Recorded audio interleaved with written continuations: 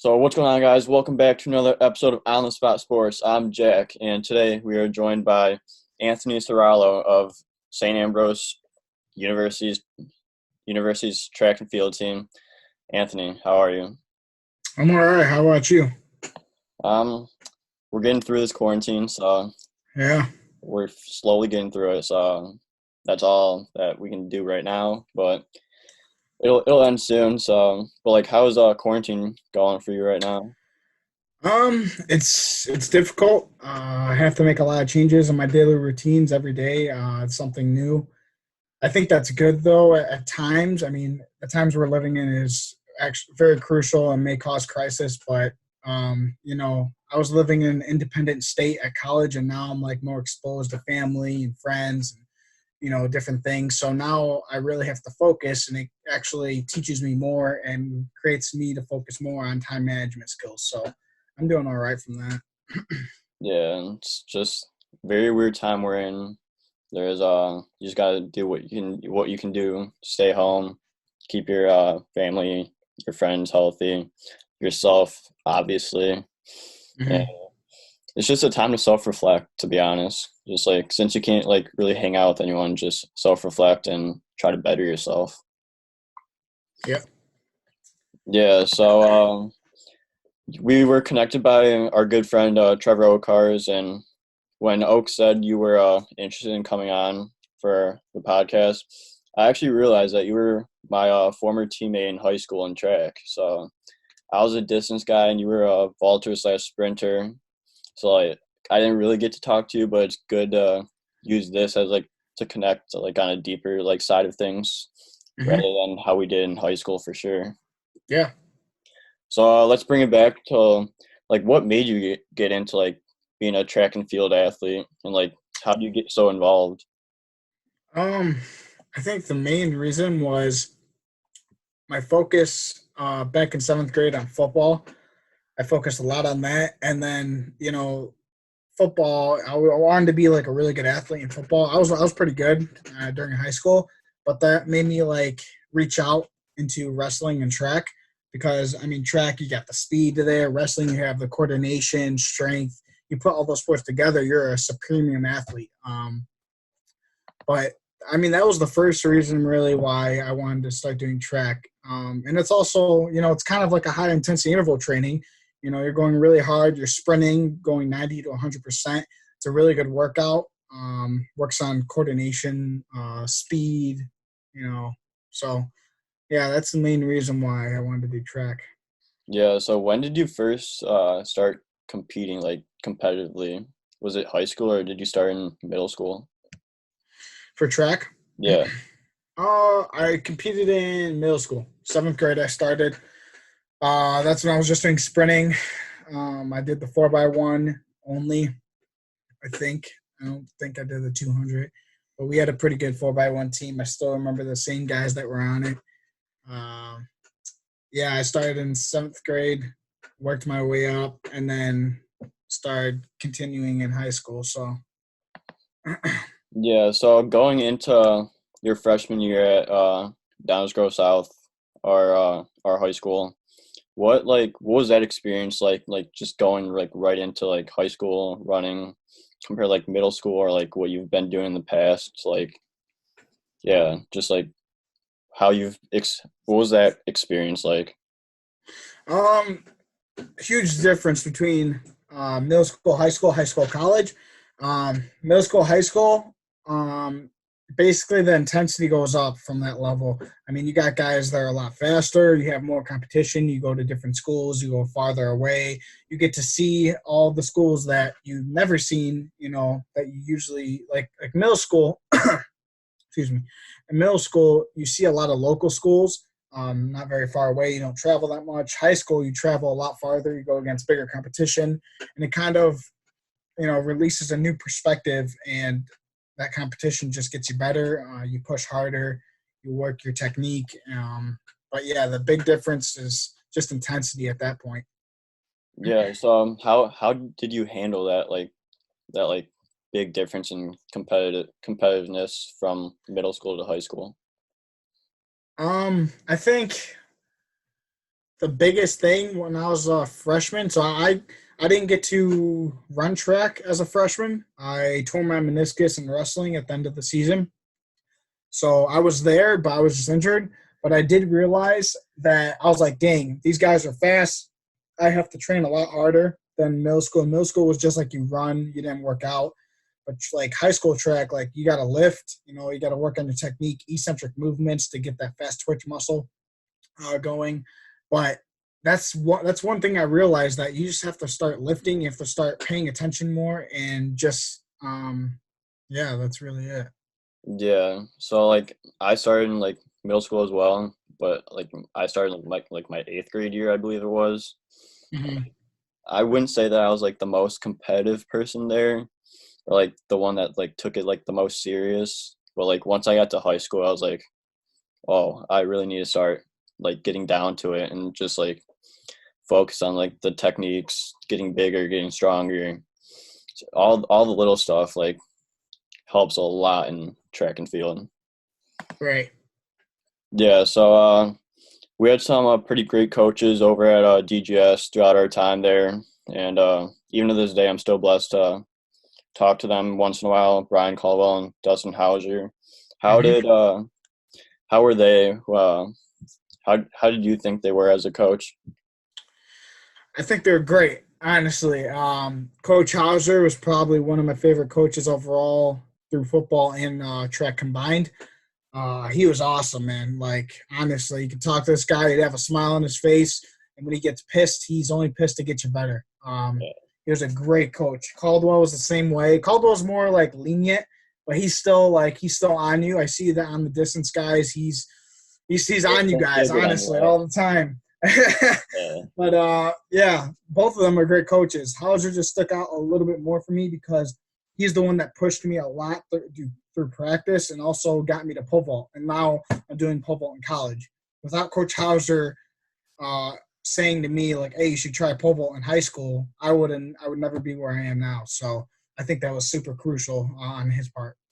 yeah, they're definitely probably the two of my favorite coaches that I've ever been coached by. They both know their stuff, and they're not afraid to get on you if they see you slacking. Right, right. So, what was one of the biggest things that you learned throughout high school that like led you to the college level, like as like a student athlete? um, I think one thing was actually two things. One, being humble and not worrying about anyone else and worrying about yourself and being relentless through your actions. That was the first thing. Through that, I kind of, when I lift, I don't lift for anyone else. I lift for myself. I didn't take it as serious as I do now, as serious as I do now. But in high school, when I tried to get better, I didn't care about how fast someone else was. I cared about how fast I'm going and how efficient am I doing the exercises. So that, and then two, what was I gonna say? From high school to college, honestly, let me think. What was the question again? Like I lost my train of thought. what did you learn going from like that high school level Oh, to that college level? okay. So the second thing was, from high school, I learned. So I got trained by a college pole vault coach from Benedictine, Stephen Andrus. He taught me a lot of things. We focused on things that were more important than others, but I still had bad habits. When I went to college, they broke me down. They took away. I mean, just because I was clearing 13 feet in high school, I was not clearing that in college. They revamped my whole technique. I didn't clear. I don't think I cleared higher than 12 this year, this past semester. I didn't clear higher than 12 feet because they're changing my technique. They're making me better. They're making me do it right. So then when I'm ready, I can clear a really high bar. So I think that was the biggest change going from high school to college, is that they really are critical of their technique. And if it's not right, they're going to break you down and they're going to make you do it right. So, yeah. Yeah, especially going to that like college level, like it's all about technique. Like if you don't have the technique, they're gonna like sit down and like try everything that they can to get your technique to be better and get you as as an athlete to get better overall Yeah, as like a whole. yeah. So were you ever afraid to try pole vault when you before you were a pole vaulter? Honestly, I think a little bit. I saw these guys jump in the air like Mondo Duplantis. He'll be clearing like 18, 19 feet, and now he broke the record and then broke his own record of 20 feet something. I don't remember what it was. But watching these guys, it's fascinating. I was like a little bit scared. I was like, how do they not mess up? Because if they do, they're gonna break something. They're gonna get paralyzed or whatever. But yeah, I was a little bit scared. And then once I start doing it, I don't even think about it anymore. Because if you think about it, you're not gonna vault good. You're not gonna vault well. So Yeah. I don't think about it anymore. But yeah. Yeah, like how would you train for pole vaulting? Like I know it's very technical, but like on like a daily like practice schedule, like how do you like practice like jumping, like all like getting all like the movement to it, I guess you could say. Okay. So in college, high school's a little bit different, but college, I only vault twice a week. All the other days I sprint, whatever. Um, But in college, I'm not gonna go in the spring workouts because it's like really long. But the pole vault workouts, like, so you'll warm up with like 2 laps or whatever. You'll do like this like basic dynamic stretching to get those muscles moving and your blood moving. Um, but then we would go into like various drills like something as pop ups where you're running with the pole, you plant the pole, you're not bending or anything, you're holding really low, and you're just rowing through whatever just to get that feel of jumping and moving the pole with your hands. And then we'll do another drill where we plant and then we invert our bodies to work on inverting. Um, and then from there we start going to our full approaches, working on consistency with our steps, on making sure that we um, step over our leg and bring our foot straight down when we sprint, having a nice tall posture when we run. But when we're doing our long approaches, all those things are super effective and important when we do those things. But yeah, that's basically what we do. That's literally what we do for pole vault. We just work on technicality, and if that stuff's not right, you're not going to vault well. The most important thing is your sprint and your start. If you can't sprint consistently down the runway, you're not going to vault well. Honestly. Yeah, so it's pretty much based on just the sprint, and then once you get like all like the jumping part, it's just Mhm. it comes down to like the sprinting part of it.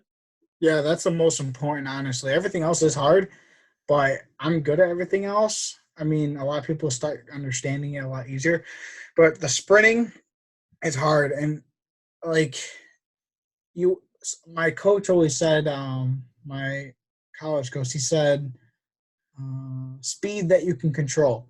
So if you're just all over the place with the pole, you're not gonna. I mean, you're not gonna control it. Your vault's gonna be crap. Honestly, you're gonna be lunging at the end. It's gotta be speed that you can control and you're consistent with. Okay, that's the best way to vault, and that's how you're gonna jump higher. So Yeah, yeah. so how hard is it to invert your body like over the pole? Like,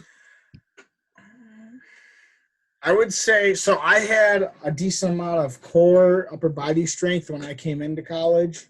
Um, the other two vaulters I knew, like we took a picture at the end of one of our meets, and I saw like I was huge. I was way bigger than them. But you know, I would say I'm one of the like bigger vaulters. Like I've never seen like a super like buff vaulter, whatever, or toned vaulter. But my strength definitely helped. But learning how to plant the pole with both hands up in the air, and then rowing your hands to your ankles, and then inverting is kind of hard because you have to position your elbow and pull correctly, and you need a lot of core strength with that. Um, so yeah, leg lifts will help with that, but it's difficult. So yeah, I have a lot of respect for pole vaulters because I would not be able to yeah, do that. It's just I feel like if you don't like get like how to do it, you won't be able to do it. yeah. Yeah, so what was like your decision making going into like Saint Ambrose? Like how like what made you go there? Um, Let me think. There was two reasons. One was the most important reason probably was what they had to offer for accounting. And also, with that, they had a really good accounting program. They had great internships that followed behind that. They also had smaller class sizes, which I like. I don't like a big school that has 300 kids in a gen ed class. I'd rather have 20 kids or 20 or 30, whatever. It's a little bit smaller. So, and then second reason was pole vault. I got some money from that, and it's fun. It's fun being a student athlete, and I say student because the academics are first. Without them, you can't Yeah. compete. So, Yeah. um, Emph- but yeah, Emphasize that student athlete part. yeah, yeah. No, yeah. I'm not just like a regular student athlete that just gets the grades and just gets by. I would say I'm like a profound student athlete. Like I upheld it 3.75 last semester, which is pretty good. I think Yeah. I had all A's almost. Yeah, that's It's good. one B. Yeah. This semester's going really good too. I only have one B. I have a high B. Everything else is high A's. So I'm trying to get that up, but it's hard. Yeah, especially with these online classes. Oh yeah, it's difficult, but the teachers are lenient at these times. They've been very lenient. I don't know about you, but Yeah, I don't know that how is high good. school is going. Yeah. So, you said you played football in college, right? No. I Yeah. played football in high school. Yeah, in high school. Yeah. Like, how did like football and like wrestling, like how'd that help you to be like a better athlete or like overall, especially like coming in like track and all that? Uh, Football, I think definitely the strength. I would lift when I don't like. I had my own lifting schedule. I had things I wanted to focus on in my personal lifting. I wasn't as consistent as I should have been because I was doing football lifting and my lifting. Like now you're overtraining. If you overtrain, you're not going to get any gains. That's basically what's going to happen. So I got strength from football, my legs, my arms a little bit, but mostly legs. Wrestling was the same thing, but wrestling was more like a conditioning sport, and it was great. Honestly, wrestling is one of my favorite sports by far. I like pole vault a little bit better, but wrestling, it just the conditioning for it is amazing. It's amazing how in 2 minutes of one period you can be just gassed. 2 minutes just going at it with someone else, picking them up, throwing them around, using all your strength and different muscles. But both of those sports helped me become a better athlete in pole vault from all the strength and speed I got. So Yeah, so how much did all those sports mean to you? Like you were like a triple athlete in high school, so like yeah, it has to be like very important to you. yeah, definitely. Football was. Oh my gosh, I don't want to go down this road. Football is great. Honestly, it was one of I love playing football. Honestly, it was mostly the hitting part. I love to hit people. I was a really good hitter for South. I played freshman year. I started all year. Sophomore year, I played half the year and I got shafted. I was kind of disappointed in that. An individual, I'm not going to name his name, never played football, and the coaches placed him over me. And I was disappointed because I was better. I knew the plays. I studied my plays. I knew what I was doing on the field. Okay, and let me get to the point. Everyone makes a mistake in any sport. In football, our school used to pull kids out if they made one mistake, which I understand. But that was like the program before with the old head coach, which a great program. He was a great coach. But the program they had, when I was there, they were pulling kids out, but there was kids that were still in that were making mistakes all over the place. They're getting scored on, whatever, and they wouldn't pull them out because they were favored, which I didn't like my sophomore year. My junior year, I wasn't the best, so I didn't play. Senior year, I played 7 out of the 9 games, I think, or 6 out of the 9 games, and I did really well. Honestly, there was one game where it wasn't great. It was the Hinsdale South game, but I played really well. I was a great hitter for South. I used to hit kids, and I did not care. Even during practice, I would smack kids, and coaches would love it. Like honestly, I still go back and look at the huddle and look at the videotape, man. I used to hit kids, and my teammates would get pissed. But I'm just doing it because if you don't train, if you don't train the way you think you're gonna like, what's the quote that Coach Lee said? Um, if the way you practice is the way you do it in the game, okay?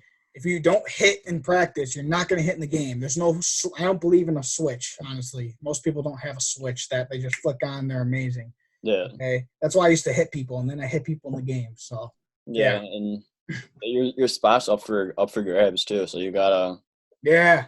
perform even at practice as well as Yeah. the game, obviously. Mm-hmm.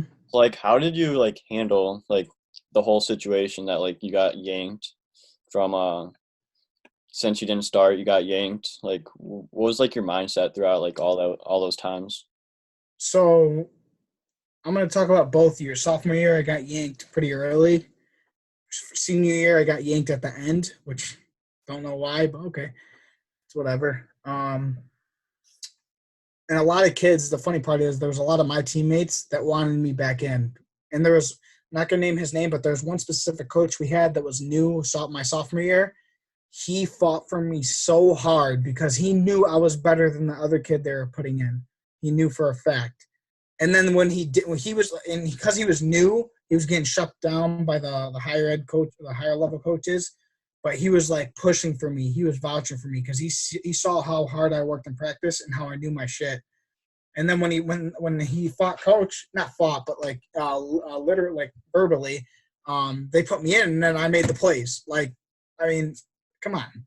But so my mindset during my sophomore and senior year was just keep working. You don't give up. I know a lot of people that they get yelled at or they get pulled and they just stop. They just mow. They just what do you call it? They just they get discouraged of themselves, and I don't do that. I just work. I just bust my ass even harder, 2 times harder than I was before. Like, that's my mentality. Yeah. If you're gonna pull me, I'm gonna show you even like how hard I actually can work, harder than I've been doing. You know, I don't want that to sound like I was holding back, which I wasn't. But you know, it's my mindset. It's my mindset. Like, shit, I'm gonna work even harder. Then, if you're gonna pull me out, that's fine. That was my mindset, to keep going, never stop. So Yeah, that's an awesome mindset. Not a lot of people have that mindset, but no, if stuff goes wrong, you got to have that motivation to like be better, like yeah, push yourself even more. yeah. I know I've had like during like cross country season this past year, like I wasn't doing so good at the beginning of the year. I was like getting pretty upset at myself. But like I kept pushing myself. I kept pushing myself. It's like everyone noticed that I'm like pushing myself every day at practice, and like Yeah. by the end of the season, I was getting somewhat better times, which helped boost my case. And it's just about your work ethic, to be honest. Yeah. Like work ethic is huge, and like Yeah. sports, like life, everything. So like, how much does work ethic mean to you? Because obviously it means a lot to you, but like explain like that part of it, like your work ethic. High school was like I started my lifting journey, you know, just regular lifting, weightlifting with weights, you know. I think my junior year. I mean, I lifted freshman year, but it was like, you know, it was on and off, whatever. It wasn't like super serious. Junior year, I was like, okay, you know, I need to lift like a little bit more. Then I think my senior year, I was getting like a little bit more serious into like types of lifting. There's CrossFit, there's calisthenics, there's regular weightlifting. There's different things, but calisthenics is what I started getting into, and now I'm very involved with it. Calisthenics is basically gymnast moves where you move your body through space. It's different variations of move sets that you can do with your muscles, like handstands, push-ups, pull-ups, whatever, planche, front levers, gymnast moves that a lot of people can't do, and it actually takes a lot of focus and a lot of time to get those moves done. That's why I do it, and you can get totally shredded doing it. You're not going to get a bodybuilder. Like I don't like to be. I don't want to be a bodybuilder. Yeah. I don't have the body type. I think. I don't think there is a body type to be a bodybuilder, but that's not what I wanted. I don't like to be bulky. I just want to be totally shredded and do things that a lot of people can't do. So that's why I got into calisthenics, and I can do some crazy stuff now. So, but yeah, lifting is just honestly I'll tell you my small program. I lift Monday, Wednesday, Friday, and then I do high intensity interval training for fat loss on Tuesday, Thursday, Saturday. So I'm busy like Yeah. with working out. And then senior year, I never kept track of what I ate. I ate kind of healthy, but I did, munch on things, processed foods once in a while, whatever. Now it's pretty strict. I have a lot of whole organic foods. I only eat organic because there's not a lot of evidence out there that's like that's a difference between GMO'd, but if they have a better source, why not have it? Because maybe in like the next 20 years, organic is better or something. Yeah. But now I watch what I eat and focus on my lifting like that. So. Yeah, so especially with this quarantine, I'm sure you're like getting really into it now since Yeah.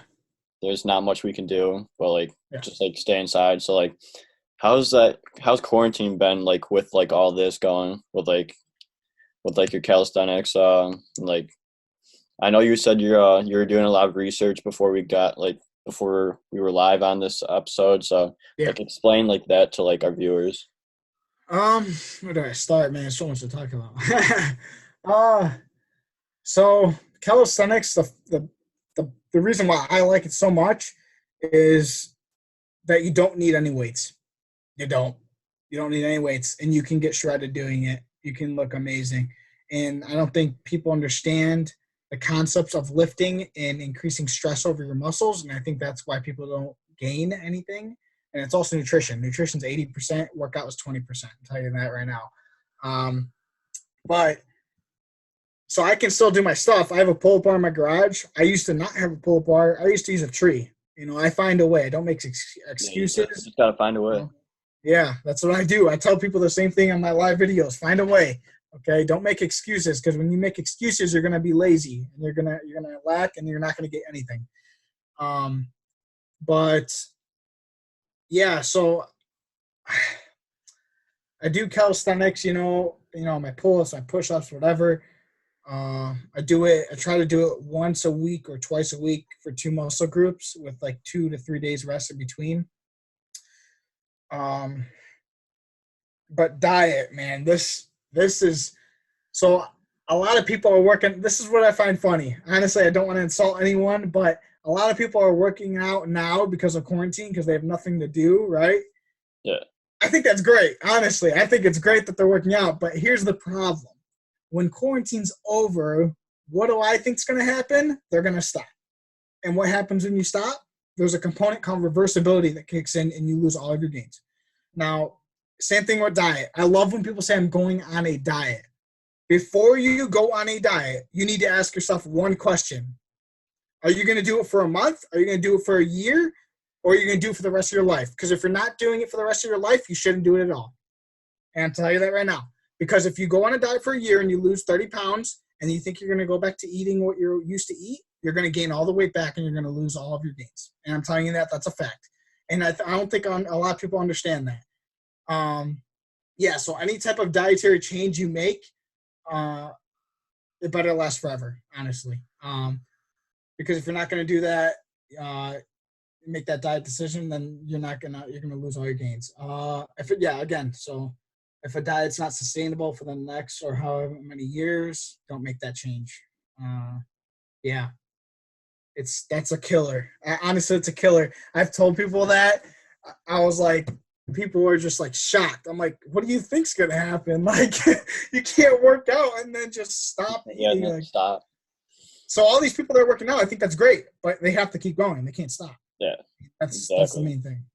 Yeah, that's like a lot of people like just like everything you said. It's like totally factual. Like, oh yeah, there's tons of research on that too, I'm sure. Yeah, and, like, I know you probably have like a whole list of like the research on it right now. I have a lot. Yeah, for sure. And but it's like people gotta hear that though. Like, they do. You're not straight up with them, then they're gonna go back to their old ways, and then they're gonna be like, why am I like going back to like the way I was before? It's like you're not staying on it for like your lifetime. You're just stopping. Right. Yeah, and that you can't. It can't be for a year. It can't be 5 years. It's got to be because like I learned this from a guy named Jason Phillips. I think he's a nutritionist. He also owns a great company. His company is a lot different from the other crap that you see, Shakeology and all that. Like, I can go into that, but I'm not going to go into that. Why they're so bad. But Jason Phillips is great. I suggest anyone to look him up and watch his podcasts or videos. They're great. He uses a lot of research, a lot of databases. Databases are key rather than looking up a search on Google. But that's what he talks about, man. So Yeah, it just seems like a very like knowledgeable guy, obviously, and you could learn a lot from that. You might have to send me the link to that after this episode. Yeah, definitely. He's great. One other thing, if you're just trying to lose like fat, whatever, weight loss, I'm doing both. I mean, I don't have much to lose. I have 10%, which is not a lot. But I would like to lose a tiny bit more for like more shredding, which is that when you get at 10%, it's hard. It gets way harder than what you think. But something that I incorporate, like I said earlier, HIIT, high intensity interval training. Basically, what that does is it increases a metabolic effect that increases your how many calories you burn for the next 8 to 9 hours after you do that exercise. So high intensity interval training is basically you're training 90 to 100% on a various amount of exercises for a various amount of sets as hard as you can.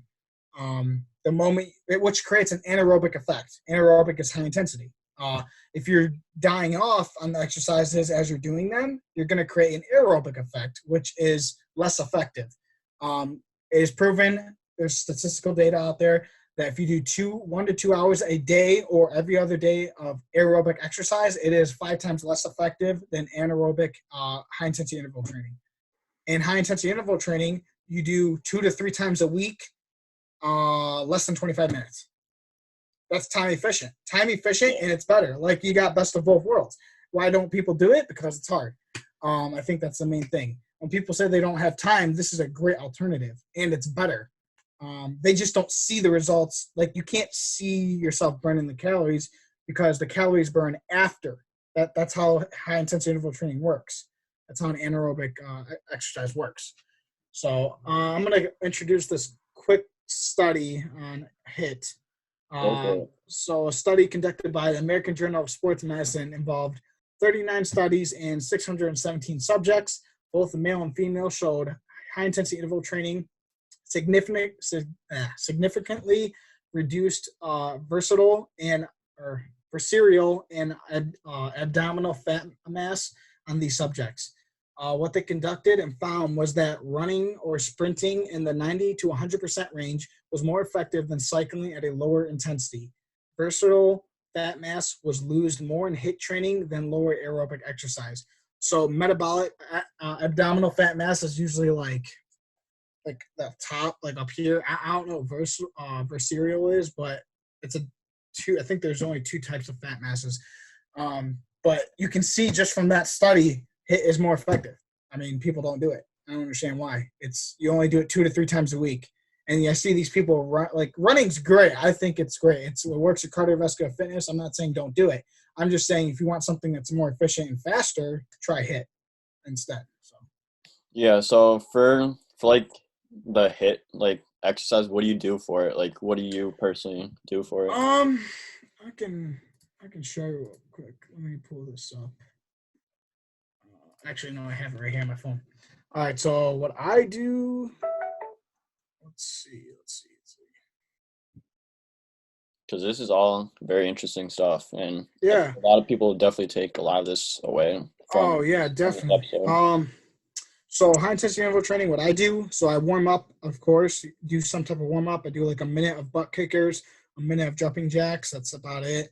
I stretch a little bit dynamically. Then I do 25 seconds of each exercise I'm about to tell you. There's 8 of them.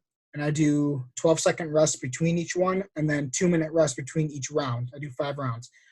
Now, here's the thing. Why 25 seconds? Let me explain to you real quick. You'll probably know this right away. If you're sprinting, can you sprint at 100% for more than 40 seconds? No, not at all. And you got to find your niche. I found out I was doing 40 seconds, and I was dying off, and I turned it into an aerobic exercise. That's not going to give me that metabolic Yeah. effect that I burn more calories with. So I took off the seconds and I brought to 25. They say about 15, 10. No, I think it's 15 to 20. 15 to 20 seconds, high intensity, and then like put the rest at like 10 seconds, whatever. Because that's as hard as you can really go for. Like with any exercise, you got like, can you really go 100% over 30 seconds? I don't think so, honestly. It's Not hard. even just my opinion, it's fact. Yeah. You can't. It's just you're going to turn fatigued. And then you have to give yourself enough rest between either each exercise and also each round.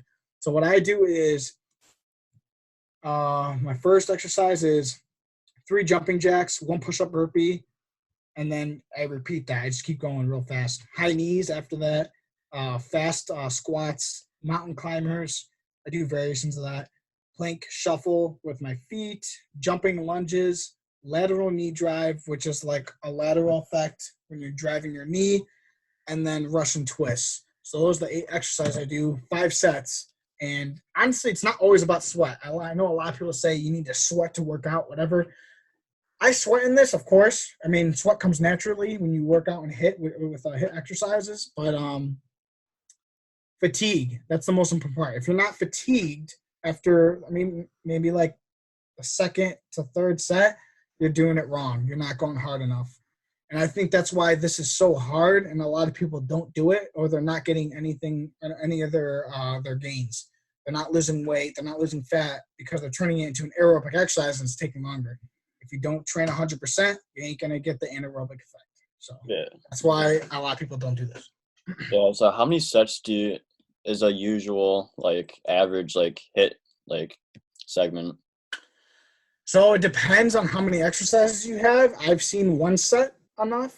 I've seen a 15-minute straight, hit exercise. That's only 1 set. I've seen that, but I've seen those are like, you got to be careful because online they have like just crap hit exercises that are not good.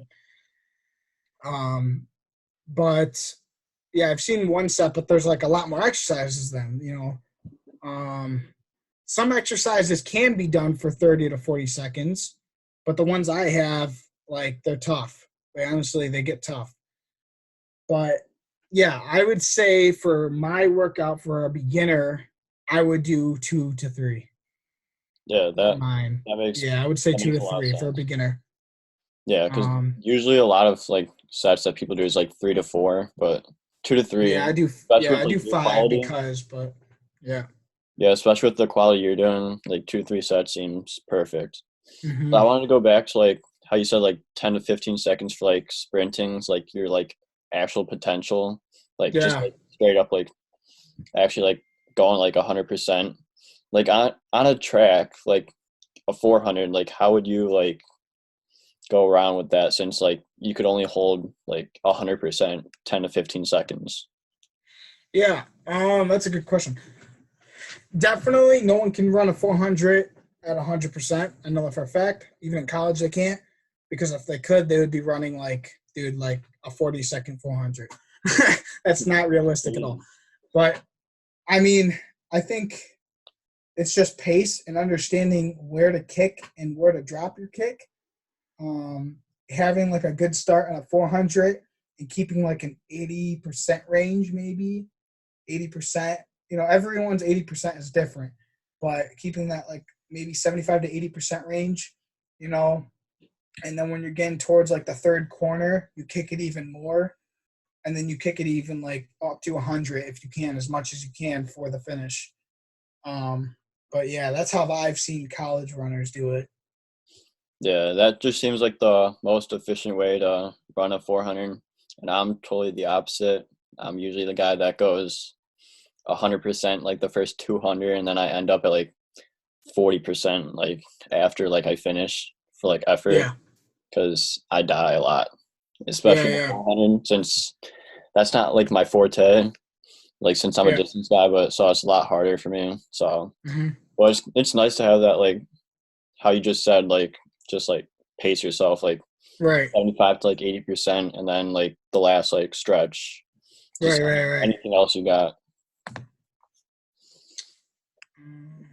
Yeah, so going back to the calisthenics stuff, like when did you start like this whole like process and like what was like your main goal that you want to get out of it?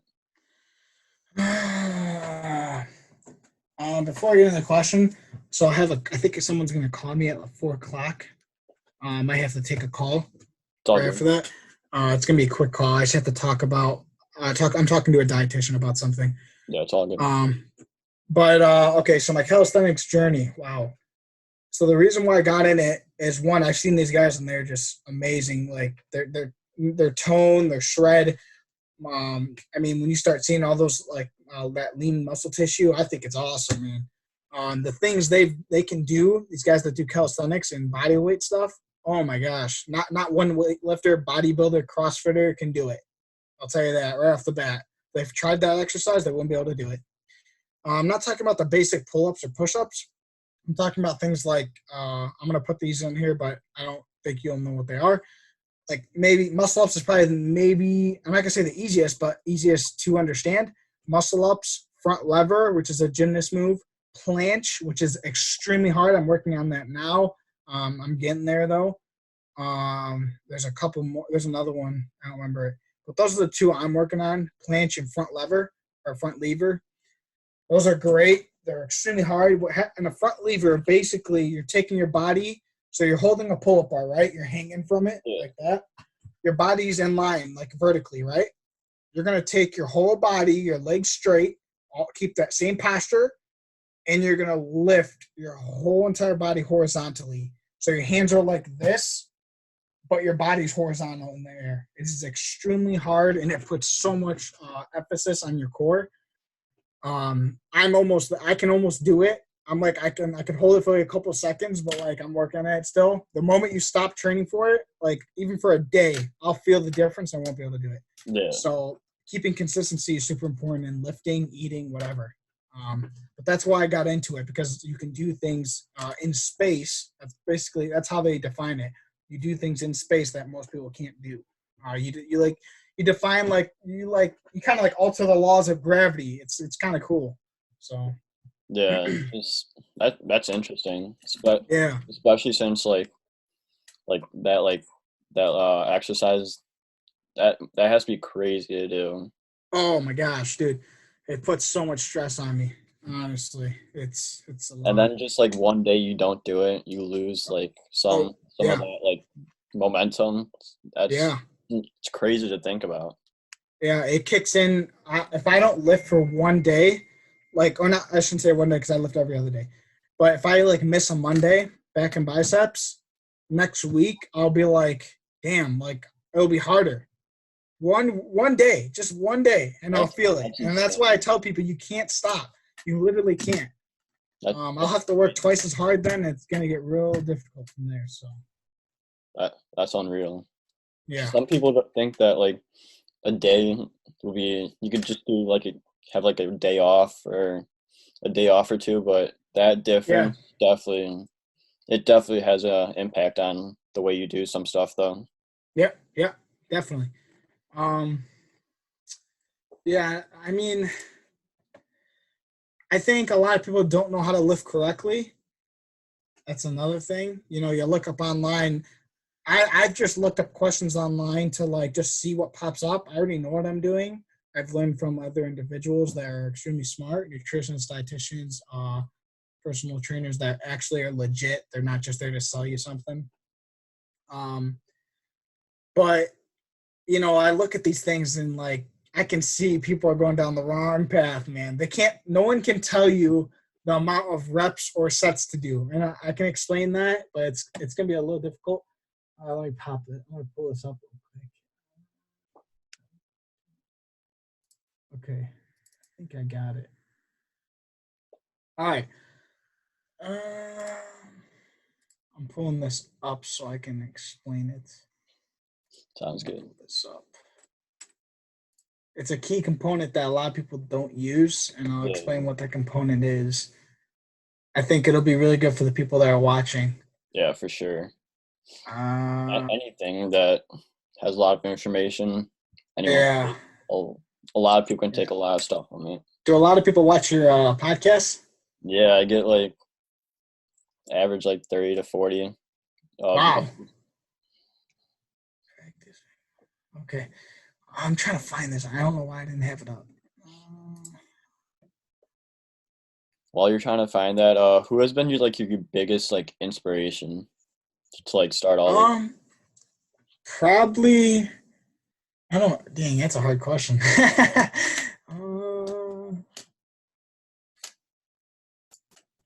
Yeah, that's a hard question. There's been a lot of people, man. I've had like coaches that are at least one coach in my mind. His name's Coach Yehas. He was a great coach. Downsgrove South. He was new. He was a really nice guy. He pushed me. He got mad at me, but he only did it to get me better. Um, he led me to a good path, honestly. But Coach Lee was a pretty good coach for me during wrestling. He was awesome. Best public He's a great speaker I've met in coach. person. Yeah, best public speaker I've met in person by far, or one of the best, I should say. He's great. He can just like on top of his mind, he can just talk about things, you know. The dog pound. Yeah, yeah. I'm trying to find this. I can't find it. Honestly, I can just talk about it. I don't know. Okay.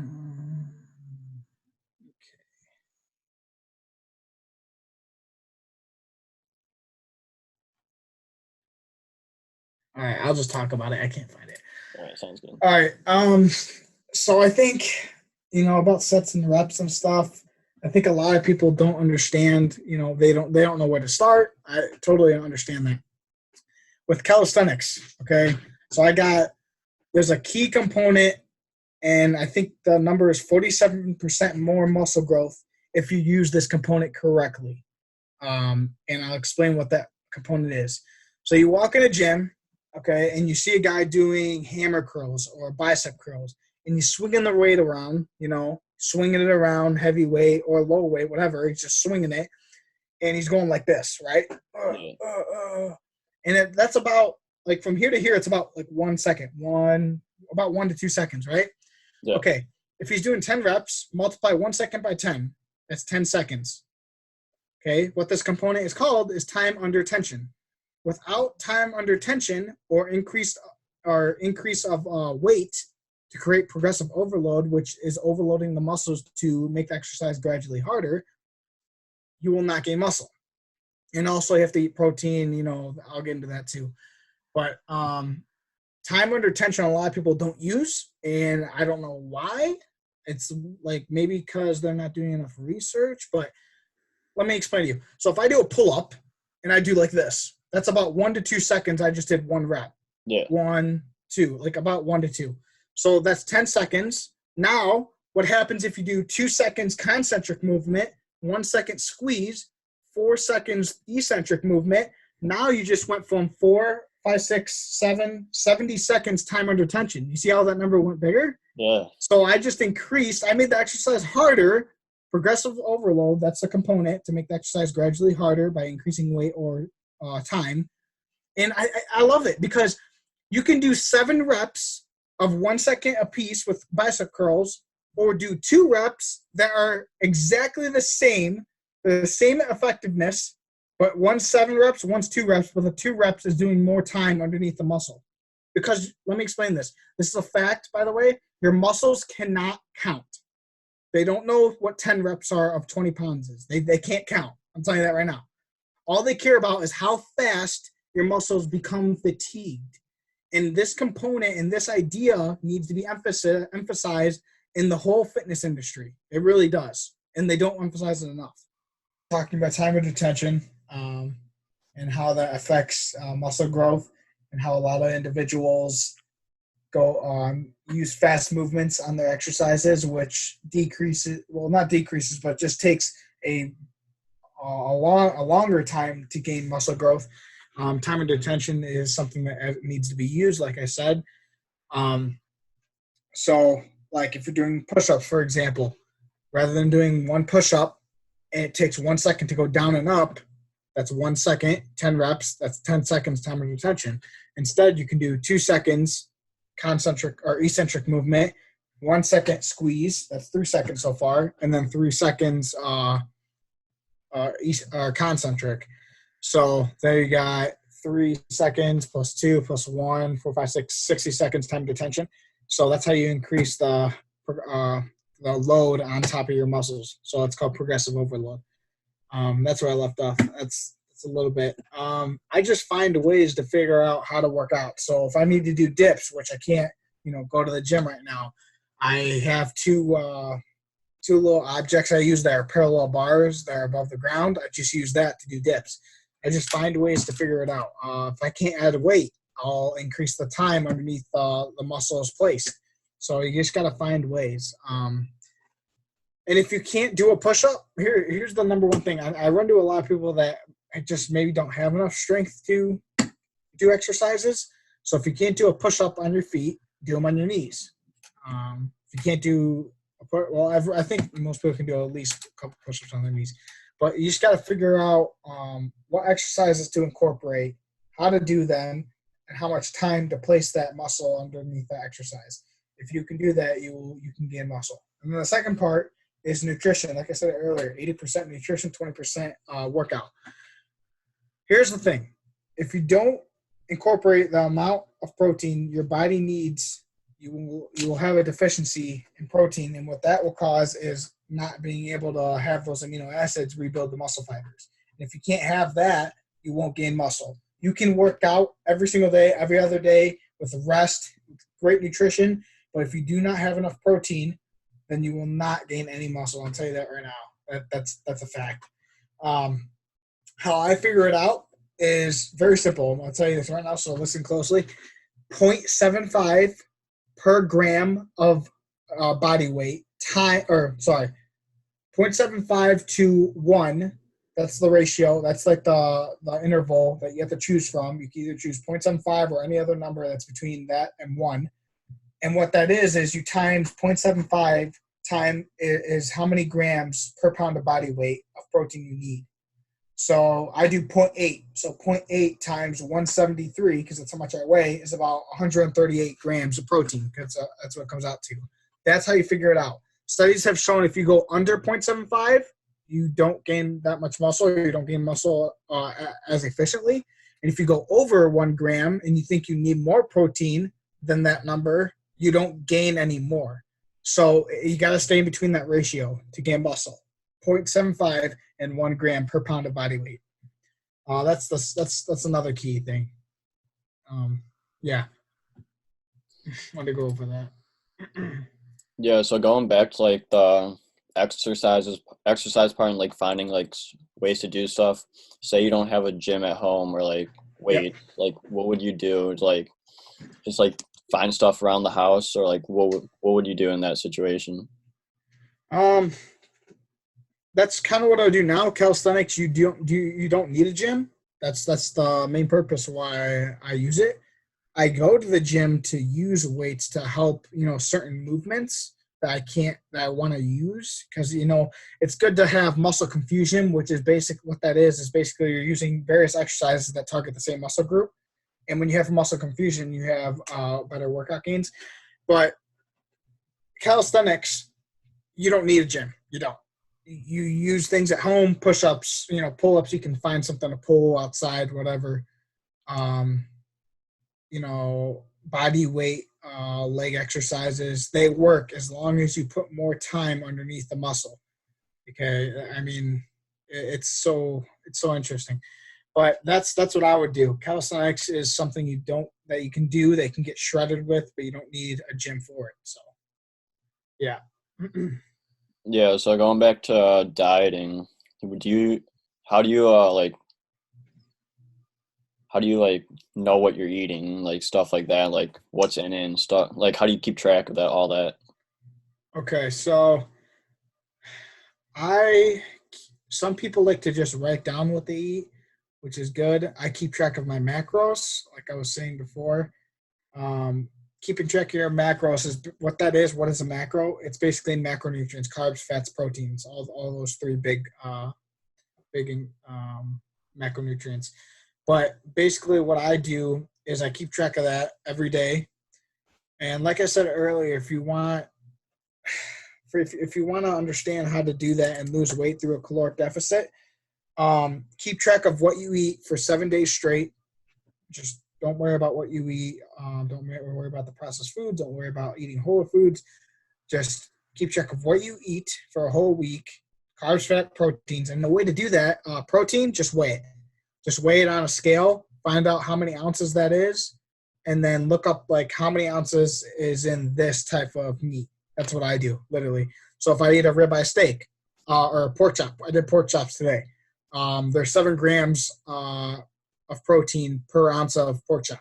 So I had a 10-ounce pork chop. That's about 70 grams of protein.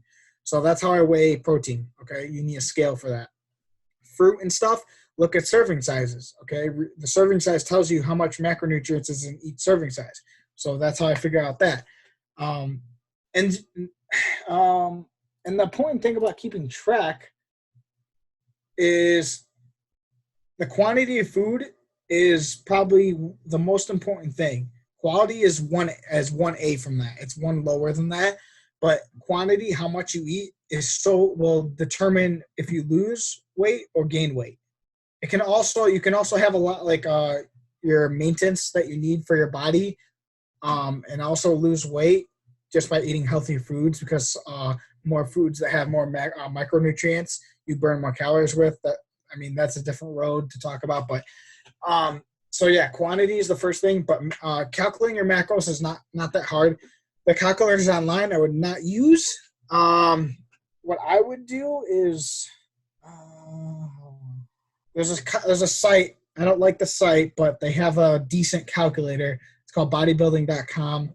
They have a decent calculator that shows your basic metabolic rate, which is the lowest amount of calories you can consume per day to keep your body shape, whatever, and then your highest amount. That's how you would find like your ballpark. But the best way, like I said, just keep track of how many calories you consume for 1 week. That's all you have to do. And then subtract like 250 to 300. Now, that's when you're doing a caloric deficit, you're going down a risky road if you don't know what you're doing, like I did. I actually started 4 weeks ago, and I cut, and don't do this, please. I don't advise this at all. I was supposed to intake about 3,000 calories a day, okay? Here's the problem. I was intaking 1,800, so I cut 1,200 calories off of my normal intake. I would not advise that, because if you stay with that and you don't change that and you don't have a caloric spike that goes back to your regular maintenance of 3,000 of mine, then what's going to happen is your body's going to adapt to that 1,800 calories that you've been intaking on a normal day. So that's called metabolic adaptation. You got to be very careful with that. You can look it up and do some research, but I can briefly talk about it. Metabolic adaptation is basically your body adapts to the macronutrients it's been receiving on the daily intake, and it thinks that that's how many calories that it needs to survive homeostasis, to create homeostasis. So if I'm for my example, if I'm intaking 1,800, but I'm supposed to be intaking 3,000, and I keep that 1,200 decrease for 4 or 5 weeks, whatever, I can enter metabolic adaptation. And then what happens is if I go over the 1,800, I'm going to gain weight. And that's the huge issue with this caloric deficit. And I'll teach you the correct way to do it, because it's super important to learn. And it's a very easy way to lose weight extremely fast. So what I would do is find your normal intake. So I'm going to use my numbers. 3,000 is my normal intake. Subtract 250 from that the first week. So intake, was that 2,750? Am I right in my math? Yeah. Or no, 2,650. My bad. 2,650. 70, yeah. So just use a whole number. 300. Take 300 from the 3,000, then you got 2,700, okay? So do that for the first week, 1 week. So you subtract 300 calories, which creates a caloric deficit. If that's not making you lose weight that much, this should take about 4 to 6 weeks, by the way. If you're not losing that much weight, you don't want your body to adapt. If you keep doing the 300 and keeping that exact same level, your body's going to think that's all it needs. Then the next week, subtract another 200. So now you're at a 500. You're at a 500 calorie deficit. You see how I'm changing it? This is the way to not create adaptation. Because if you do the same thing, gradually decrease it, but right, not all at you once. keep going, and then when you're at that, like I was talking to a nutritionist not earlier today. So you go from 300 the first week, then you go to 500 because you subtract another 200, okay, and then you subtract another 200. Well, now you're at a 700 decrease, and then the fourth week you subtract maybe 300. So now you're at like almost 1,000 caloric deficit, but you're gradually changing it so your body, it creates there's a term called muscle confusion, like I talked about earlier. You do various exercises that target the same muscle group. That's what you're doing, but with your calories. And I think it's a great analogy to use. And as you're changing it, your body won't adapt. So when you get to that point where you lose a lot of weight, it should take about 46 weeks, where for at least my case, to go from 10% to 7%. After you do that, you go back to your regular maintenance, but with healthier, wholer foods, and you should be okay. You should keep where you're at. As long as you have a high activity level, your exercises are done properly with enough rest and sleep and water, you should be okay. So I just want to put that out there because it's super important, and that information is very hard. That I just told is very hard to find online. You have to do tons of research, and you can't even find it sometimes. So I wanted to explain that. And now you got the research done, and I talked to someone. Yeah, you're able to just say it, and it has so much more value. Oh yeah.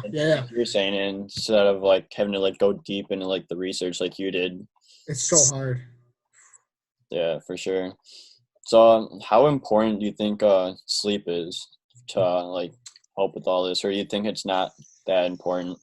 Okay, so I know it is 100% important. I struggle with it sometimes. Sometimes I want to stay up past 10 o'clock, but let me tell you something. I don't know the exact effects on what it does neurologically to your brain and your body and your muscles, but I know for a fact that if you do not get at least 7 to 8 to 9 hours of sleep, 9 is like what you want, 9 hours of sleep. If you don't get at least 8 hours of sleep per day on a same sleep schedule, cannot be, you don't want to confuse your sleep schedule because that's going to cause issues. You can't go to bed at 12 a.m. and then wake up, 8 o'clock, 9 o'clock, which is about 8 hours. You can't do that and then go to bed on another day at 10 o'clock. You're confusing your sleep schedule, confusing it. So you can't do that. So keep a same sleep schedule. Like what I used to do, and I'm going to go back to doing it, is going to bed about 10 o'clock, waking up about 7 to 8. So it's about 9 hours, a little bit more. Without sleep, oh my gosh, everything. I mean, you're going to feel tired, first of all. Second, you're going to, your appetite, I'm pretty sure it can change. You'll feel less hungry, I'm pretty sure, which is actually a bad thing. You want to feel hungry. It's a natural instinct.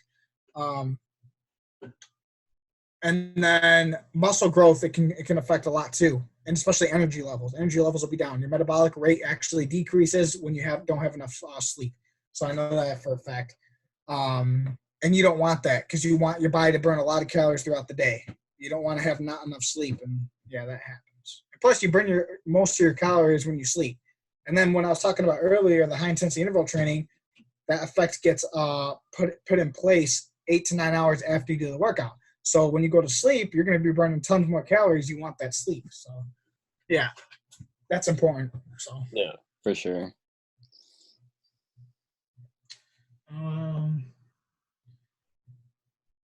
I guess there's one more thing I want to talk about, the caloric deficit. So if any of you guys are watching, there is a case that you can look up. It's called the McDonald's study. It was a guy that basically wanted to conduct a study that he can lose weight through eating just McDonald's. Now, I've been talking about quantity of food and how that can create a huge difference, and I can explain that real quick before getting into the study. So we would all agree that a piece of lean chicken meat, like lean chicken, broccoli, and maybe a fruit would be a pretty healthy meal. I mean, it's got micronutrients, it's got the protein, it's got carbs, it's got healthy fiber. It would be a good meal. Now, if you had 5,000 calories of that, that meal just became bad because you had too many. You can have too much of healthy food and still gain weight and gain fat. It's possible. Yeah. And that's why I think that these fads out there, the fads and the media, they always talk about quality. And quality is definitely important, definitely, because you can with eating the right foods, you can burn more calories with it. But quantity, if you eat too much of healthy foods, you can go down a bad road. And that's why calculating your macros, like I talked about, is super important. Connection. Okay. So back to what I was talking about, the study. Okay. So this guy, the McDonald's case study, you can look that up if you want to know a little bit more. He basically was trying to prove that he can lose weight by eating McDonald's. So there's good and bad about this, mostly bad. So he used a caloric deficit. He was intaking less calories by eating McDonald's only, just McDonald's, nothing else, and water. Oh, no. Yeah, he had water too, water and soda, whatever. Okay, so basically, he successfully lost weight. Now, here's the problem. Wow. He lost muscle and zero fat. So just because he had a caloric deficit, was intaking less calories, he lost zero fat because of the quality of food he was eating. The more processed foods you eat, the less calories you burn. So no matter how big of a deficit you have to have quality in check. Yeah. So that's super important. And I like helping people and telling them about macros, but then they play this game called the macro manipulation game. I heard this from a man named Jason Phillips that I watch. What that basically is you tell someone, okay, you got to intake 2,500 calories for the day. So they're like, oh, 2,500 calories? Okay, instead of eating what you told me, like this fat and carb and protein and carb, I'm going to go eat a chocolate cake that just has fats and carbs. And then that'll be 700 my calories. No, you can't do that. No. You lose your muscle and you won't lose any fat. I'll tell you right now. It doesn't work. You can have a caloric deficit and eat crap food and you won't lose weight. But that's super important. So, yeah, I got a lot of research on this. So I wanted to put that out there. It's super important to understand and comprehend. So, yeah, it's very valuable information that you've been saying the entire episode. But what would be like the main thing you want people to take out of this? Like the main of it. Okay. Man, this is tough. I think I'm going to cover it over 2 points. Maybe 2 to 3 points probably. The first would be, like I talked about the diet. I was super strict on that. When you're saying you're going on a diet, it needs to be long-term. And I don't mean 10 years or 5 years. That's not long-term to me. That's short-term. Long-term as if, like, till you die, the day you die, whatever, for life. If you cannot stay on a diet or sustain a diet for the amount of life that you receive or you have, you shouldn't go on it. You shouldn't, because the moment you get off that diet, you're going to gain all the weight back and you're going to lose all your gains and all your muscle. It's just the truth. Yeah. So if you're going to do that, just don't go on a diet. That's the main point for that. That's the first thing, because I think that's the most important thing, honestly. If you can't uphold a diet, you cannot get the gains that you want. It's just the truth. Yeah. And nutrition is the most important part. And then the caloric deficit, again, that's only if you want to go down that road. That's just, you got to be careful with, because you do not want to enter metabolic adaptation. You will not like your life for the next year or months after that. I'll tell you right now, you would have to work with a dietitian to fix it. And not funny. The weird part is when you go into metabolic adaptation, if you do not get out of it, if you don't increase your calories and get out of that adaptation, what's going to happen is any fad or workout or anything you eat or do or anyone you talk to, none of those things will work because your body is in a starvation state and it doesn't want to release fat because it doesn't want to go back to where you brought it. Okay? So if you decrease your calories too much and you don't know what you're doing, your body is going to not release any fat. And any diet you use will never work. You have to increase your calories from there slowly and gain the weight back until your levels are, clear. I can't tell you if that's possible. You would have to talk to a dietitian or, an individual that's certified in those expertise. But yeah. And then I'm going to talk a little bit more about that because caloric deficit is literally the fastest way. Like I said, you find your intake first. Don't use the calculator because the calculator won't work as well. It's an estimate. So like I said, find your intake for 7 days, then decrease 250 from that. Then the next week, decrease another 200 from that. Next week, decrease another 200 until you see like you're starting losing weight. Okay. Like check every week. Once you start losing weight, you can stay at that number that your deficit is, and then after you do it for once you see you start losing weight in your deficit as you're decreasing, stop at that deficit at that number, and then do it for about another two weeks. Lose the weight, and then spike up, have a calorie spike, and go back to your regular maintenance. That's what you gotta do. That's so you don't enter metabolic adaptation. But yeah, anyone that's watching this that wants to get super shredded past 10%, lower than that, the important things to understand is any calorie deficit, no matter if you're doing it right or wrong, whatever, will create a decrease in metabolic hormones, things like thyroid conversion that will downregulate, or leptin will downregulate, which leptin is increased when you have carbs, and carbs and fats are decreased in a caloric deficit. But by taking in more carbohydrates, you'll re-stimulate your leptin levels. If you're going to have a calorie deficit, your high carb day /day should be a 48-hour load, not a 24-hour load. So if you're going to have high carbs to calorie spike off the deficit and fluctuate the deficit, it's got to be for 2 days at least when you have a regular maintenance day. So it's got to be a 48-hour window, not 24. And that's because you won't have enough glycogen stimulated in your body because glycogen resynthesizes at a 24 to 36-hour rate, okay? So, yeah, that's super important, understanding how to calorie spike. So I think that's it for that.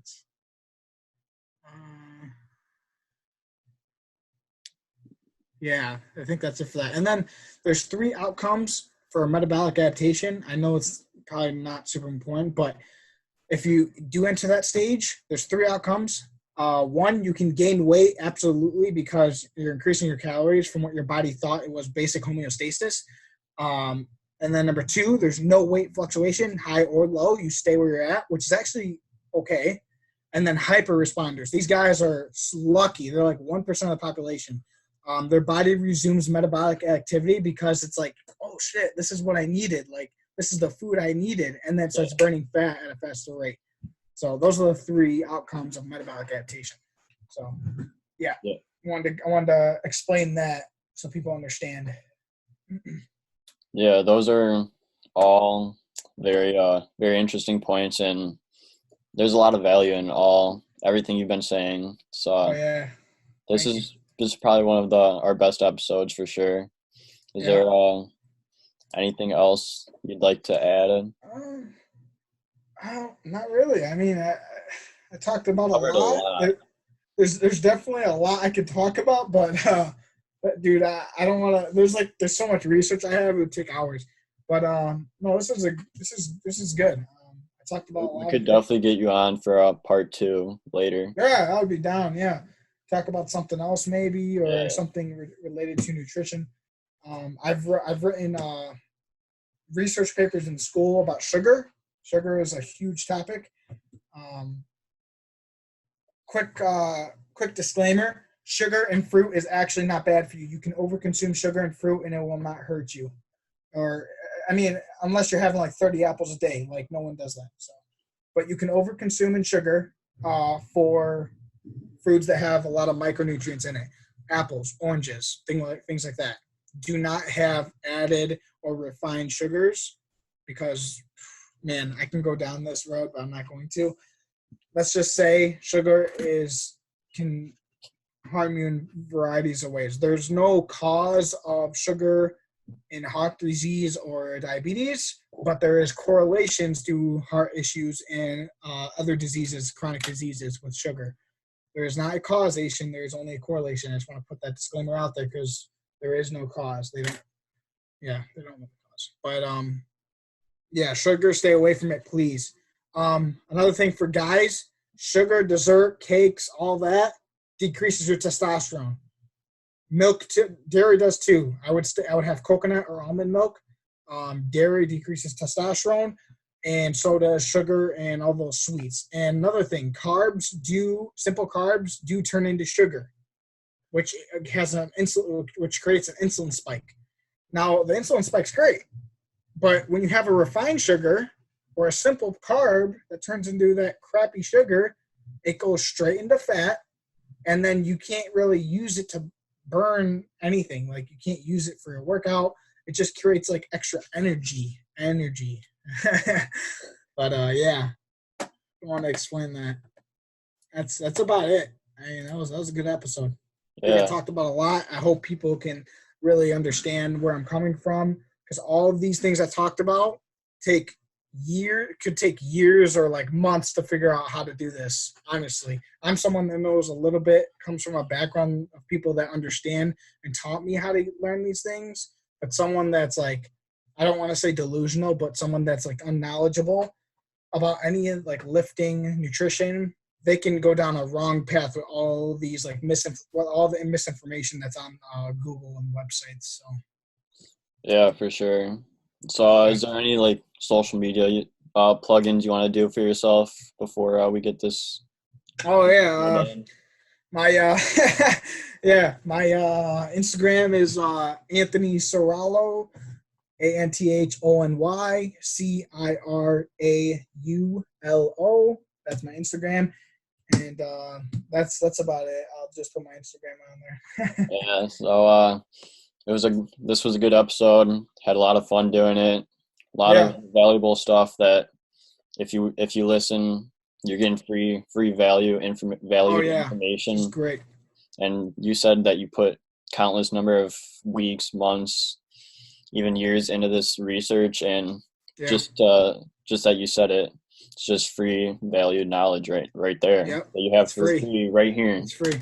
I did all the work and I'm giving it to others. That's all I like to do. I don't want anything in return, but to see results of other individuals creates my happiness. So yeah. So Anthony, thank you so much for coming on. It was a lot of fun, and I really appreciate your time.